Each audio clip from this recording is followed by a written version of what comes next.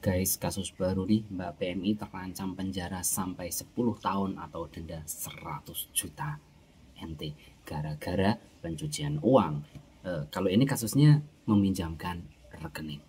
Yuk kita bahas dah. Pagi hari ini ada yang curhat ya ke kita bahwasanya Mbak PMI di Taiwan ini berinisial F ini sedang terkena kasus. Nah, awal kasusnya itu pencuciannya begini. Kalau yang kemarin-kemarin kan jual ATM ya, jual ATM kemudian dipakai oleh si penipu atau si pencurian. Ingat, Taiwan ini sedang musim penipuan luar biasa dan pencucian uang luar biasa juga. Nah, kasusnya mbaknya ini temennya adiknya ya, mau kirim uang. Nah, dia temennya adiknya itu bilang ke adiknya dia, kemudian adiknya minta tolong ke Mbak F ini untuk menerima transferan sejumlah 120.000 NT.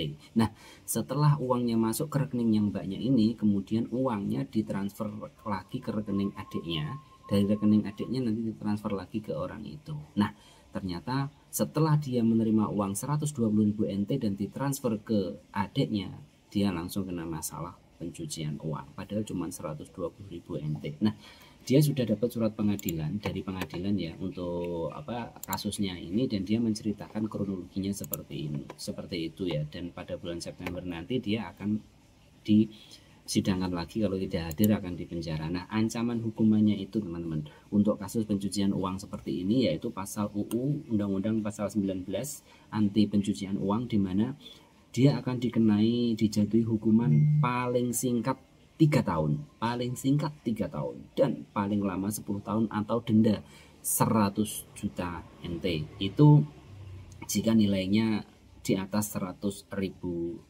juta NT ya. Nah, jika harta atau pencucian uangnya itu nilai keuntungan finansialnya tidak lebih dari 100 juta NT, maka dia akan dikenai hukuman paling singkat itu 6 bulan atau paling lama 5 tahun dan denda 50 juta NT.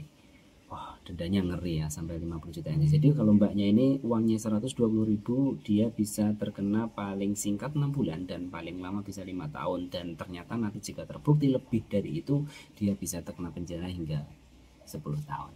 Jadi teman-teman semua yang ada di Taiwan ini perhatian. Pertama, jangan jual ATM-mu. ATM-mu dijual pasti digunakan untuk pencucian uang. Kedua, jangan mau terima transfer dari orang yang tidak dikenal ya.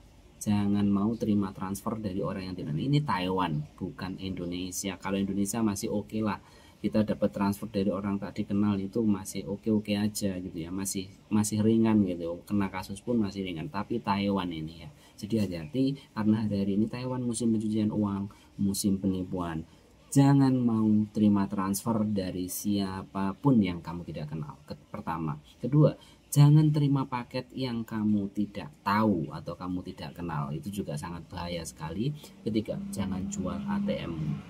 Itu 3 hal yang akan menyelamatkanmu di Taiwan ya. Karena udah kasus seperti ini, pertama minta bantuan KDI, nanti hasil sidangnya dari KDI biasanya kasih pengacara, tapi kalau kalah ya harus bayar dendanya.